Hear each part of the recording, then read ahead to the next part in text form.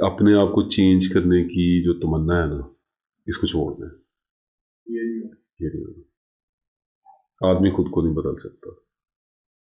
आदमी खुद को कभी भी मुकम्मल तौर पे नहीं बदल सकता, बल्कि I will go one step further and I will say that there is no possibility you can change a bit of yourself. हाँ, बैलेंस किया जा सकता है, एतदाल पे लाया जा सकता है, बुरे को थोड़ा अच्छा किया जा सकता है, लेकिन उसके लिए भी आपको कांस्टेंट ऑब्जर्वेशन चाहिए, कांस्टेंट गार्ड चाहिए, जिसको अल्लाह कहता है तकवा। ये आपको कांस्टेंट चाहिए। आप हर वक्त अपने आप पे निगहबान रहेंगे, अपनी निगरानी करते रहेंगे, तो आप थोड़े महफूज रहेंगे।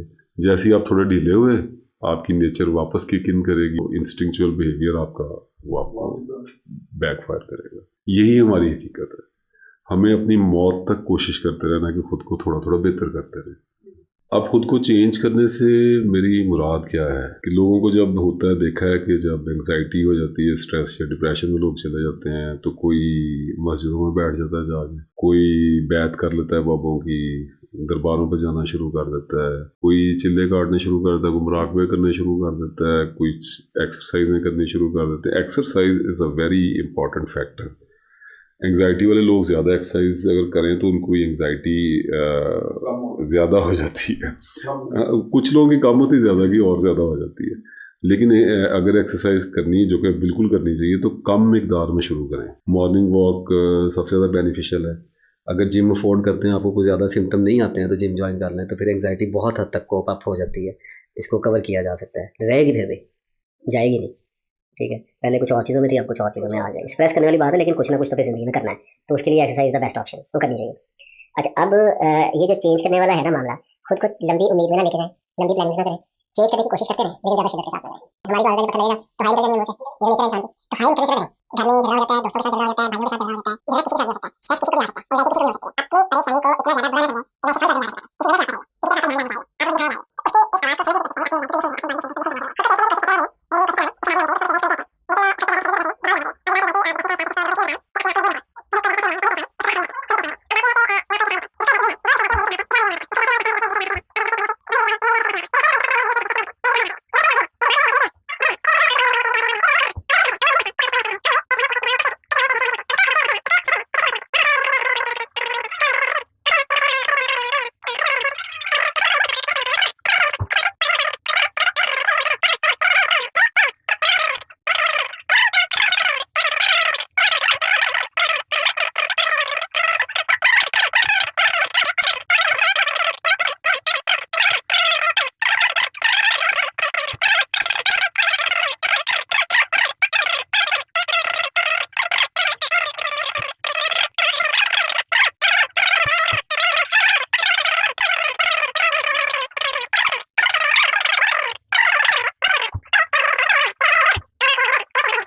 है, उसकी इस बात को समझने की कोशिश करें, अपनी याद नहीं होगा। इस वीडियो को देखने के बाद ये एक आइडिया के तौर पे तो अच्छा लगेगा, लेकिन जब आप इसको एक फैक्ट के तौर पर अपनी जिंदगी में लेके आएंगे तो ये बहुत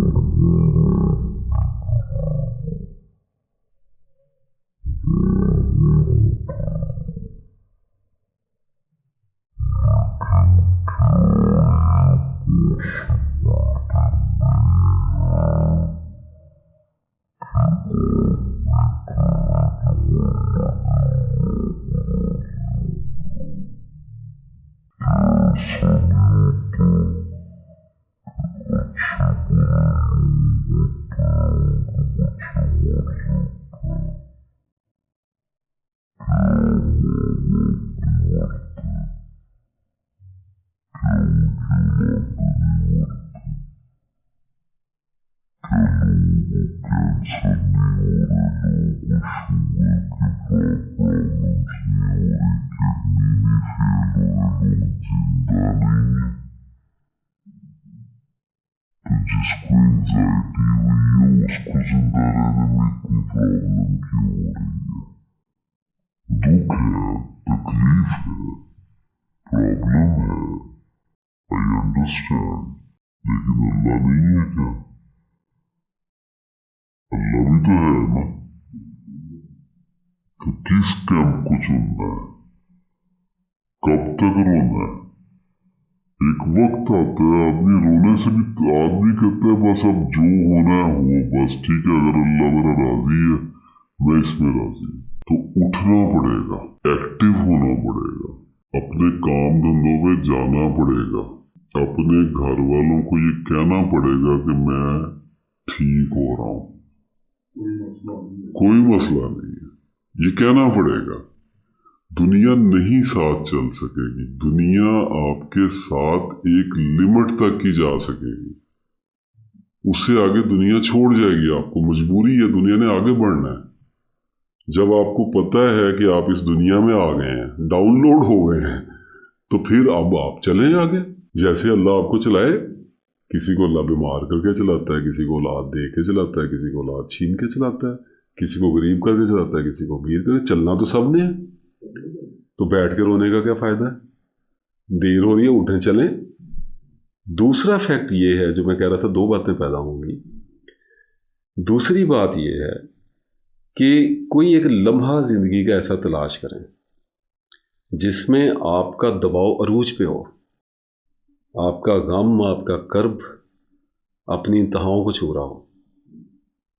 اس وقت 2 نفل نماز نیت کریں اللہ کے آگے، اس کو سجدے کریں اور دعا میں ہاتھ اٹھا کے آسمان کی طرف دیکھیں، اور اندر اینٹوں کی طرح جیسے ملبہ گر رہا ہوتا ہے نا، ایسے بھوچال آیا ہوا ہو جسم میں اور بہت سامنے دکھائی دے رہی ہو، اور آپ اللہ تعالیٰ کو کہیں کہ یا اللہ میں لٹ گیا، مارے گئے، دکھ نے ہمیں ڈھانپ لیا ہے، ہم پہ بادل چھا گئے، سیاہ کالے بادل چھا گئے، ہماری آنکھوں کا پانی دیکھ، لیکن تو ہمارا اپنی طرف دیکھ کے مسکرانا دیکھ.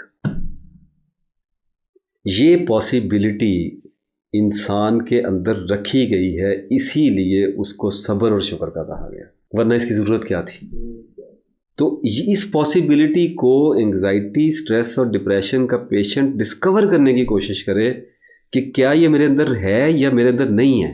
اس ناصر افتخار نام کے بندے نے یہ بات کہی ہے، ہم نے ویڈیو دیکھ لی، اب بند ہو گیا یوٹیوب، اب زندگی کی تلخیاں کھڑی ہو گئیں آگے، رات چھا گئی، وقت شروع ہو گیا، گر گئے بلڈ پریشر، ہو گئی ہارٹ کی بیٹ تیز، آ گیا ذہن میں خیال کہ میں کبھی ٹھیک نہیں ہوگا، آ گیا ذہن میں خیال کہ اللہ نے میرے ساتھ زیادتی کر دی.